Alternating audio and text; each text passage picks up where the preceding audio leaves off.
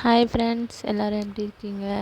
இன்றைக்கி நம்ம சேனலில் என்ன பார்க்க போகிறோன்னு பார்த்தீங்கன்னா, நெல்லிக்காய் ஊறுகாய் தான் பார்க்க போகிறோம். இது ரொம்ப டேஸ்டியாக இருக்கும்.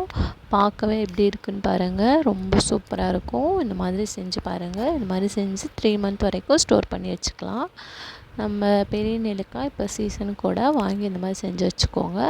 வாங்கிட்டு நல்லா வாஷ் பண்ணிக்கோங்க. நான் ஒரு 4 days ஆயிடுச்சு, அதனால் கொஞ்சம் நெல்லிக்காய்லாம் கொஞ்சம் கருப்பாயிடுச்சு.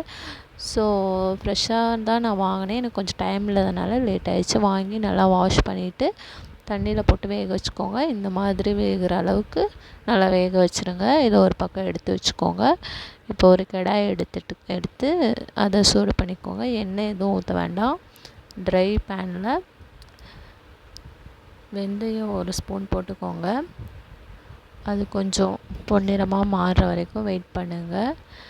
அதுக்கப்புறம் அதில் கொஞ்சம் கடுகு போட்டுக்கோங்க. ஒரு 2 உளுந்து இருக்குது, அது போட்டுக்கோங்க. ஒன்றும் பிரச்சனை இல்லை, டேஸ்ட்டாக தான் இருக்கும். கொஞ்சம் நல்லா வறுத்து விட்டு அதில் கொஞ்சம் கிறிஸ்பியாக நல்லா வர வரைக்கும் வெயிட் பண்ணிக்கோங்க.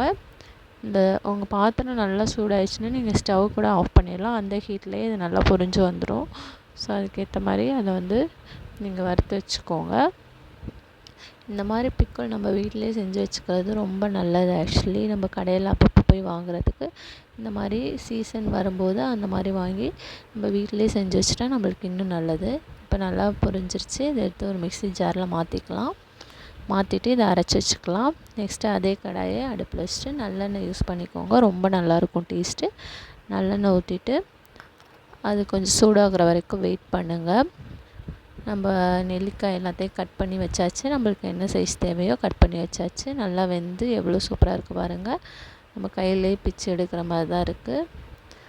எண்ணெய் நல்லா சூடானதுக்கப்புறமேட்டு நம்ம கட் பண்ணி வச்சுருக்க நெல்லிக்காயை அதில் கொஞ்சம் கொஞ்சமாக சேர்த்துருங்க. நல்லா தண்ணிலாம் இல்லாமல் சுத்தமாக ட்ரை பண்ணிவிட்டு அதுக்கப்புறம் சேர்த்துட்டு கொஞ்சம் ஆயிலில் நல்லா மிக்ஸ் பண்ணி விட்டுருங்க. இப்போ அதில் கொஞ்சம் மஞ்சள்தூள், தேவையான அளவு உப்பு, தேவையான அளவு வெறும் மிளகாய்த்தூள் சேர்த்துட்டு அதையும் நல்லா மிக்ஸ் பண்ணி விட்டுருங்க. மிக்ஸ் பண்ணிவிட்டு எல்லாமே நல்லா மிக்ஸ் ஆகணும். அந்த டைமில் நம்ம பொடி பண்ணி வச்சுருக்க அந்த வெந்தயம் கடுகு பொடியை அதை ஆட் பண்ணிவிட்டு அதோட கொஞ்சம் பெருங்காயத்தூள் சேர்த்துக்கோங்க. சேர்த்துட்டு நல்லா மிக்ஸ் பண்ணிவிட்டு ஒரு 1/2 an hour வெயிட் பண்ணிடுங்க. அந்த பெருங்காயம்லாம் நல்லா மெல்ட் ஆகிட்டு அந்த இதோட நல்லா சேர்ந்துடும். ரொம்ப டேஸ்டியாக இருக்கும். எங்கள் வீட்டில் எண்ணெய் வந்து அளவுக்கு சாப்பிட மாட்டோம், அதனால நான் இந்த மாதிரி செஞ்சுருக்கேன்.